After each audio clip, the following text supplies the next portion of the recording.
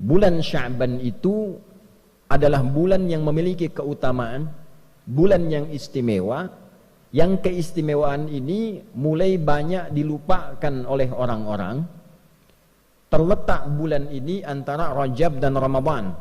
Saking kita fokusnya peringatan di bulan Rajab, Isra dan Mi'raj, banyak pengajian, banyak sekali ceramah, kemudian menyiapkan Ramadan, lupa bahwa Sya'ban pun punya keistimewaan yang tidak ditemukan di bulan-bulan yang lainnya. Saking istimewanya, Nabi banyak menunaikan puasa sunnah di bulan Sya'ban ini. Setiap harinya, nanti di pertengahan bahkan malamnya, seluruh amal kita di bulan ini dibentangkan oleh malaikat, dibacakan, ditampilkan, disampaikan di hadapan Allah Subhanahu wa taala. Si fulan amalnya begini, si fulan salatnya begini, si fulan baca Qur'annya begini, si fulan sedekahnya begini. Disebutkan di hadapan Allah sekalipun Allah sudah mengetahui itu semua untuk memberikan petunjuk kepada kita bahwa nama kita sedang disebut. Si fulan, ya Allah, hamba-Mu baca Al-Qur'an di hari ini. Si fulan berzikir, si fulan salawat pada Nabi Muhammad sallallahu alaihi wasallam. Si fulan meningkatkan bacaan Al-Qur'annya. Maka dari itu kita siapkan dengan semangat di bulan Sya'ban ini, siapkan amalannya, siapkan peningkatannya, siapkan semangatnya, karena nama dan amalan kita disebut-sebut di bulan ini. Yang ketiga, Nabi mengajarkan kurikulum persiapan Ramadan di bulan Sya'ban. Dalam kitab Sunan An-Nasa'i nomor hadis 2357, sanad hadis ini diriwayatkan pada sahabat mulia yang masih junior, masih muda, kurang lebih 5 tahun di atas sahabat Ibnu Abbas radhiyallahu taala anhuma, yang saat Nabi sallallahu alaihi wasallam wafat, beliau masih berumur 20 tahun.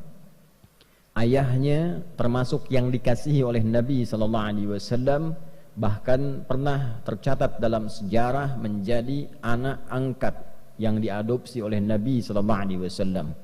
Sahabat junior ini bernama Usamah, ayahnya Zaid bin Harithah radhiyallahu taala anhuma.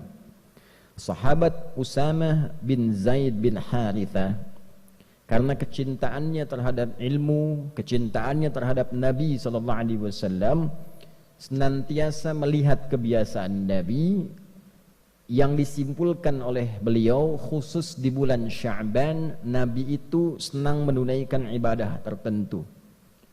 Maka ditanyakanlah kepada Nabi sallallahu alaihi wasallam, beliau berkata, "Qultu," aku bertanya, "Ya Rasulullah, wahai Rasulullah, lam araka tasumu syahran minasy-syuhuri ma tasumu min syahri Sya'ban." Ya Rasulullah, saya tidak melihat kebiasaan Anda, baginda, banyak menunaikan puasa sunnah dalam satu bulan dibandingkan bulan-bulan lain, kecuali saya lihat Anda banyak menunaikannya di bulan Sya'ban. Jadi Nabi sallallahu alaihi wasallam di luar bulan Ramadan yang diperintahkan kita menunaikan ibadah puasa wajib sebulan penuh, di luar Ramadan Nabi juga menunaikan puasa sunnah. Di antara sekian bulan, 11 bulan selain Ramadan, Nabi diamati oleh sahabat yang kecil, yang junior ini banyak menunaikan puasa sunnahnya di bulan Sya'ban. Maka ditanyakanlah kepada beliau sallallahu alaihi wasallam, mengapa Nabi banyak menunaikan puasa di bulan Sya'ban? Dalam syarahnya, apakah ada keutamaan di bulan Sya'ban ini sehingga dengan itu Nabi sallallahu alaihi wasallam banyak menunaikan puasa di bulan ini? Maka Nabi sallallahu alaihi wasallam kemudian menjawab, qala Rasulullah sallallahu alaihi wasallam, dzalika syahrun yaghfulun nasu anhu baina Rajab wa Ramadan. Duhai Usamah bin Zaid bin Harithah, bulan Sya'ban itu adalah bulan yang memiliki keutamaan, bulan yang istimewa, yang keistimewaan ini mulai banyak dilupakan oleh orang-orang. Terletak bulan ini antara Rajab dan Ramadan.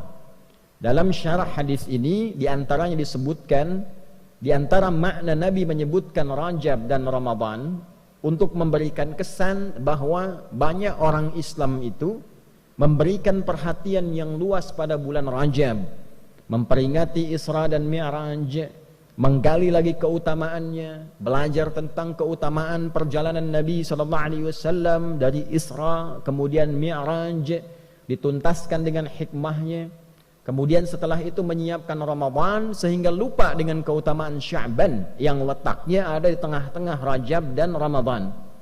Orang-orang pada masa itu sudah mengetahui bulan Sya'ban itu letaknya antara Rajab dan Ramadan.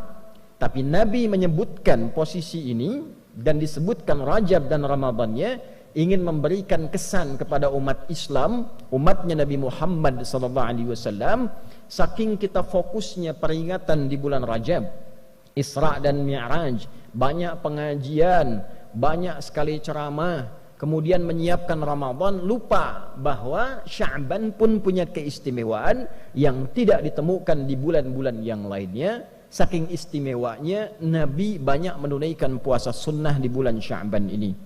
Maka apa keistimewaannya Rasulullah? Wa huwa syahrun turfa'u fihi al-a'malu ila rabbil alamin wa uhibbu an yurfa'a amali wa ana shaimun. Di bulan Sya'ban itu adalah bulan istimewa, waktu saat amalan-amalan kita ditampakkan di hadapan Allah Subhanahu wa ta'ala. Tentu Allah itu sebelum ditampakkan pun sudah mengetahui sifatnya maha. Sebelum dilakukan, sedang dilakukan, setelah dilakukan, Allah maha mengetahui seluruhnya. Tapi disebutkan kalimat-kalimat seperti ini, itu ada maknanya, ada syarahnya. Kalau kita mengaji di ilmu hadis, disebutkan kalimat-kalimat semacam ini untuk menunjukkan bahwa waktu itu begitu istimewa, keadaan itu begitu istimewa. Saking istimewanya amal-amal kita itu disebutkan walaupun sudah diketahui. Misal kita ingin berikan gambaran, menteri-menteri dalam kabinet misalnya bekerja, dia melakukan riset, analisa, penelitian, misalnya di bidang ketahanan pangan, menyiapkan ketahanan pangan terbaik, padinya, untuk ternaknya dan sebagainya. Nah, presiden sudah melakukan riset terlebih dahulu. Sebelum menterinya bekerja, presiden menugaskan orang-orang tertentu, coba pelajari di lapangan bagaimana. Jangan sampai nanti menterinya presentasi ternyata tidak sesuai dengan data di lapangan.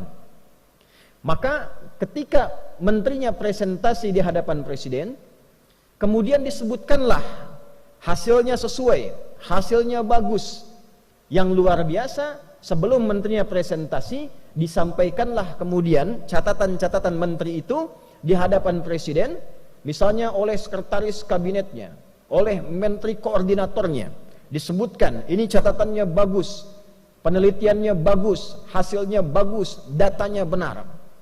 Tentu ketika disebutkan prestasi-prestasi yang baik ini, bukankah perasaan menterinya nyaman?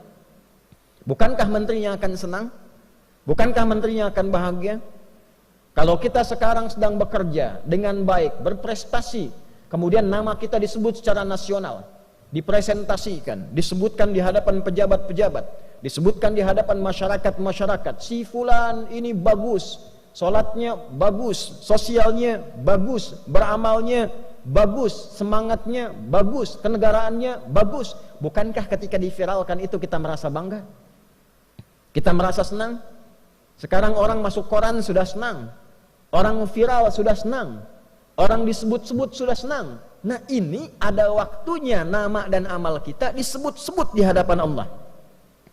Si fulan amalnya begini, si fulan salatnya begini, si fulan baca Qur'annya begini, si fulan sedekahnya begini. Disebutkan di hadapan Allah, sekalipun Allah sudah mengetahui itu semua, untuk memberikan petunjuk kepada kita bahwa nama kita sedang disebut,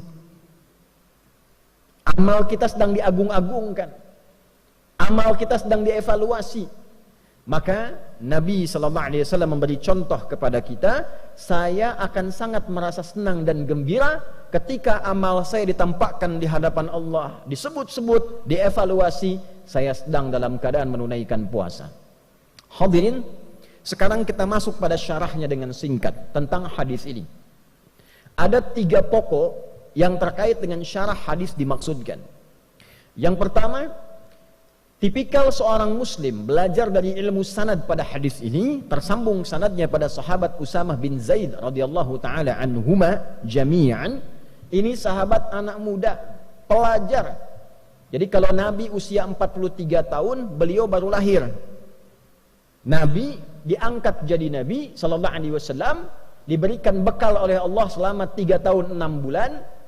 Bekal, belum berdakwah secara luas, ini anaknya baru lahir.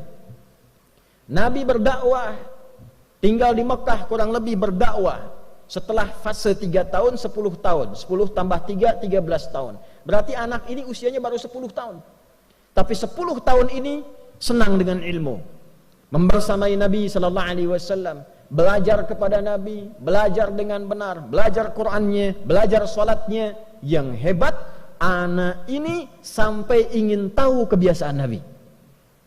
Ini memberikan pesan kepada kita dalam ilmu sanad, kalau ada orang pintar, orang hebat, orang soleh, dekati dia, lihat kebiasaannya, lihat bagaimana ia beraktivitas, supaya minimal kita mendapatkan kesolehan dan kepintarannya.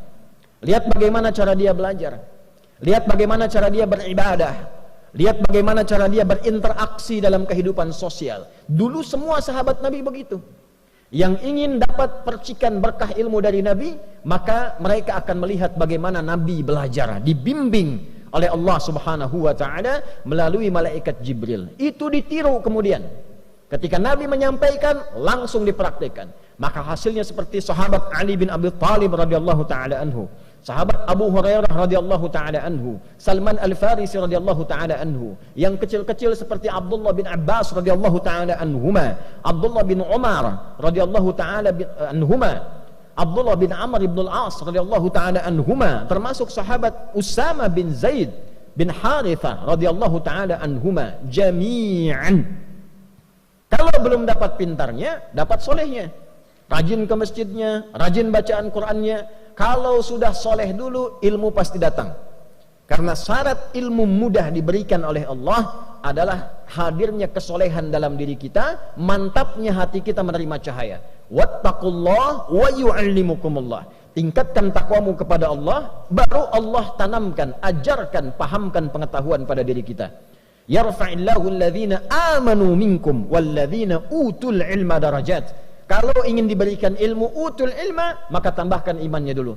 Rajin tahajudnya, rajin zikirnya, rajin salawatnya pada Nabi SAW, semangat dalam belajarnya, semangat dekati Allah. Kalau sudah dekat dengan Allah, diberikan apa yang kita inginkan, termasuk ilmu.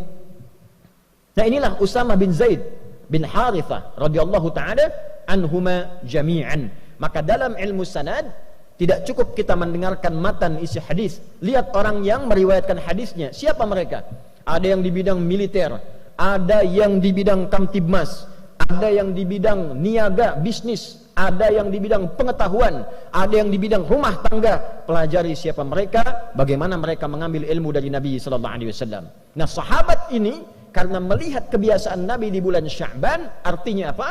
Beliau ini orang yang rajin mengamati perilaku Nabi. Karena rajin mengamati perilaku Nabi, dekatlah dengan Nabi dan mendapatkan percikan keberkahan dari keberkahan Nabi sallallahu alaihi wasallam. Maka di era Umar bin Khattab radhiyallahu taala anhu saat menjadi khalifah, beliau presiden, punya Baitul Mal, pusat ekonomi, pusat harta. Pada waktu-waktu tertentu dibagikan ke semua rakyatnya. Jadi beliau melihat potensi di wilayahnya, di negara yang dipimpinnya, apa saja sumber dayanya, apa saja yang diolahnya, dikumpulkan di pusat kumpulan harta namanya Baitul Mal. Setelah itu diberikan kemudian kepada rakyatnya secara merata, sesuai dengan porsi, kebutuhan dan keutamaannya. Setiap bulan semua rakyat dapat santunan, yang belum bisa kerja dapat modal, dapat bimbingan, yang yatim dirawat, yang kehilangan suami dirawat juga, negara hadir membersamai. Satu kali anaknya Umar bin Khattab radhiyallahu taala anhu mendapat bagian. Ketika dibagikan, setelah itu Usamah bin Zaid dapat bagian juga. Ternyata bagiannya Usamah bin Zaid itu 2 kali lipat dari anaknya Umar bin Khattab, yaitu Abdullah bin Umar bin Khattab radhiyallahu taala anhuma. Anak presiden dapat bagian Baitul Mal, ya, karena presidennya juga tidak tampil dengan kekayaan, hidupnya sederhana. Walaupun orangnya jenius, pintar, hidupnya sederhana, rumahnya sederhana, anaknya pakai baju banyak tambalan dalam bajunya. Dapat santunan dari negara untuk menunjukkan negara hadir dengan porsi yang sama. Walaupun anak presiden, rakyat juga.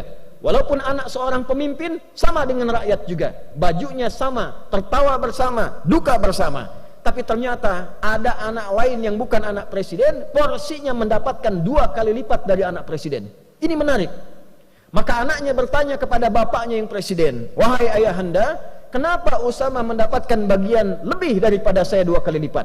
Maka kata Umar bin Khattab radhiyallahu taala anhu, karena Usama bin Zaid itu lebih dekat hubungannya dengan Nabi, lebih dicintai oleh Nabi. Artinya apa? Nabi lebih mengetahui keadaan Usama dibandingkan dengan anaknya Umar.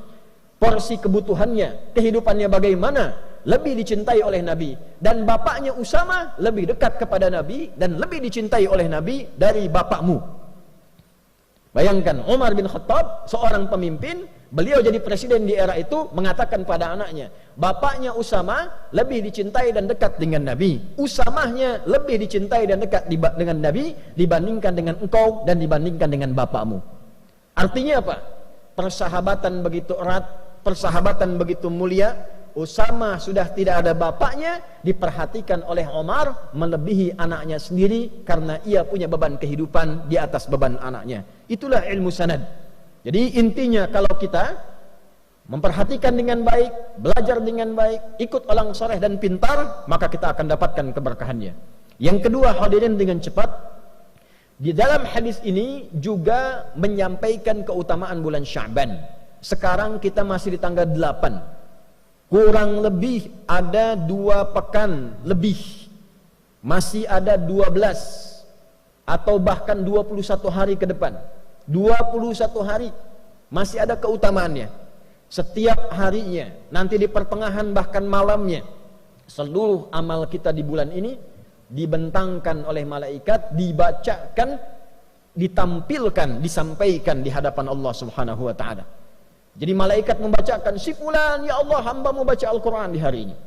Si fulan berzikir, si fulan salawat pada Nabi Muhammad sallallahu alaihi wasallam. Si fulan meningkatkan bacaan Al-Qurannya. Maka dari itu kita siapkan dengan semangat di bulan Sya'ban ini, siapkan amalannya, siapkan peningkatannya, siapkan semangatnya, karena nama dan amalan kita disebut-sebut di bulan ini. Yang ketiga, Nabi mengajarkan kurikulum persiapan Ramadan di bulan Sya'ban.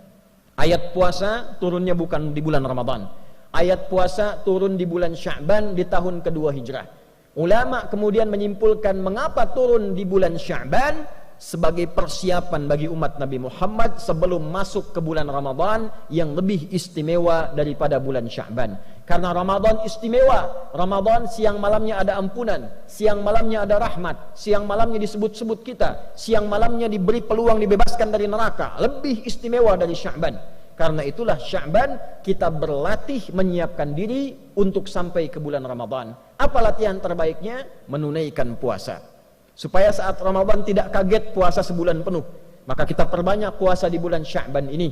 Yang sudah Senin dan Kamis, Senin puasa, Selasa istirahat, Rabu puasa lagi, Kamis puasa, Jumat istirahat, Sabtu bisa istirahat, Ahad bisa istirahat. Perbanyak, yang penting perbanyak. Senin puasa lagi.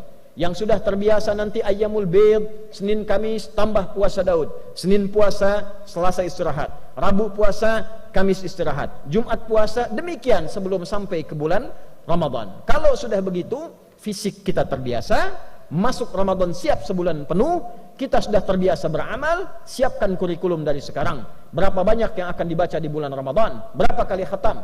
Berapa banyak infak? Berapa banyak kita salawat? Siapkan dari sekarang supaya Ramadan kita sudah tangguh menghadapi bulan-bulan, hari-hari, waktu-waktu, malam-malam yang penuh dengan keistimewaan di sisi Allah Subhanahu wa taala. Itulah keutamaan bulan Sya'ban. Semoga kita dilindungi, diberikan hidayah, diberikan taufik oleh Allah Subhanahu wa taala untuk mau meningkatkan amal di bulan Sya'ban ini. Insyaallah pekan depan masuk insyaallah ke nisfu Sya'ban. Maka khususnya di malamnya perbanyak ibadah kepada Allah, perbanyak salatnya, perbanyak istighfar, perbanyak baca Al-Quran, dan semoga sesuai hadis Nabi SAW yang sahih, di malam pertengahan Sya'ban, nisfu Sya'ban, Allah menelisik ke dalam sampai ke hati kita. Maka orang-orang yang memohon ampun diampuni dosanya oleh Allah Subhanahu wa taala, kecuali orang yang masih ada iri hati, permusuhan di dalam jiwanya yang paling dalam. Barakallahu li wa lakum fil Qur'anil azim wa nafa'ani wa iyyakum bima fihi minal ayati wa dzikril hakim wa taqabbala minni wa minkum tilawatahu innahu huwas samiul alim. Ud'ullaha yastajib lana wa lakum jami'an. Alhamdulillah wassalatu wassalamu ala rasulillah nabiyyina wa sayyidina Muhammad ibn Abdillah wa ala alihi wa sahbihi wa man walah. Nashhadu an la ilaha illallah wahdahu la syarika lah wa nashhadu anna Muhammadan abduhu wa rasuluhu alladhi la nabiyya ba'dah. Allahumma salli wa sallim wa barik ala hadzal nabiyil karim ar-rasulil amin nabiyyina wa sayyidina Muhammadin wa ala alihi wa sahbihi wa dhurriyyatihi wa ummatihi ila yaumiddin. Fa ya ibadallah, qala ta'ala ya ayyuhalladzina amanu taqullaha haqqa tuqatih wa la tamutunna illa wa antum muslimun. Wa qala ta'ala innallaha wa malaikatahu yusalluna 'alan nabi ya ayyuhalladzina amanu sallu 'alaihi wa sallimu taslima. Allahumma salli wa sallim wa barik ala hadzal nabiyil karim ar-rasulil amin nabiyyina Muhammadin wa ala alihi wa sahbihi ajma'in. Rabbana la tada' lana fi maqamina hadza wa fi kulli maqamin dhanban illa ghafartah ولا هما إلا فرجته ولا دينا إلا قضيته ولا مريضا إلا شفيته ولا عاسرا إلا يسرته ولا حاجة من حوائج الدنيا والآخرة فيها لك رضا وفيها لنا الصلاح إلا قضيتها يا أرحم الراحمين. Ya Allah, jika ada pendosa di Jumat ini ampuni dosanya. Jika ada yang sakit mohon angkat dan sembuhkan penyakitnya. Jika ada yang mengalami kesulitan mohon angkat dan hilangkan kesulitannya. Jika ada yang tengah gelisah mohon tenangkan hatinya. Jika ada yang sampai Jumat ini diliputi utang piutang, limpahkan luasan rizki kepadanya untuk melunasi utang-utangnya. Allahumma barik hadzal makan wa hadzal ma'had ma'had mira ya arhamar rahimin tamam al mubarakah kama barakta kullal amakinil qadimah wal haliyah wal mutaqaddimah ya arhamar rahimin. Ya Allah, anugerahkan keberkahan kepada pesantren ini, pesantren Mira, dan seluruh tempat-tempat yang baik yang pernah Engkau berkahi di muka bumi ini. Allahumma hafadz biladana Indonesia waj'alha baldatan thayyibatan wa anta tardaha. Ya Allah, mohon negeri kami Indonesia dijaga ya Allah. Jagalah negeri kami ini, jadikan negeri kami negeri yang makmur, negeri yang baik yang Engkau ridai. Allahumma hafadz umara'aha wa ru'asa'aha waj'alhum ya Allah minal 'udala liyukhaffifu hisabahum yaumal qiyamah. Ya Allah, mohon jaga para pemimpin kami dari level atas sampai yang bawahnya. Sehatkan mereka, kuatkan mereka, bimbing mereka agar bersikap adil dan baik dalam menjalani kepemimpinan untuk meringankan hisab mereka di akhirat kelak. Allahumma hafadz ulama'ana waj'alhum mukhlashina lakad-din. Ya Allah, mohon jaga para ulama kami, ikhlaskan mereka dalam berdakwah, berikan kemampuan mencerahkan umat, jauhkan dari perpecahan ya arhamar rahimin. Allahumma yassir lana wa la tu'assir alaina waj'alna hamalatal Qur'anil karim waj'alil Qur'ana sahiban lana fid dunya wa syafi'an lana fil akhirati ya arhamar rahimin. Ya Allah, jadikan kami semua termasuk ahli-ahli Al-Quran, terutama ya Allah keluarga besar pesantren ini jadikan termasuk ahli Al-Quran. Jadikan ya Allah Al-Quran sebagai teman kami di dunia, syafaat bagi kami di akhirat, cahaya bagi kami di alam kubur kami ya arhamar rahimin. Allahumma ashtaqna bi Rasulillah sallallahu alaihi wasallam la tahrimna al-liqa ma'al Mustafa sallallahu alaihi wasallam yaumal qiyamati fi jannatikal firdausil a'la ya arhamar rahimin. Ya Allah, anugerahkan ya Allah dari kerinduan kami kepada Nabi Muhammad sallallahu alaihi wasallam kesempatan untuk berjumpa dengan beliau, kesempatan ya Allah untuk bersua dengan beliau, kesempatan untuk tinggal di surga Firdaus dan bersamai oleh Rasulullah sallallahu alaihi wasallam. Rabbana atina fid dunya hasanah wa fil akhirati hasanah wa qina adzaban nar bi fadlika subhana rabbika rabbil izzati amma yasifun wa salamun alal mursalin wa akhiru da'wana anil hamdulillahi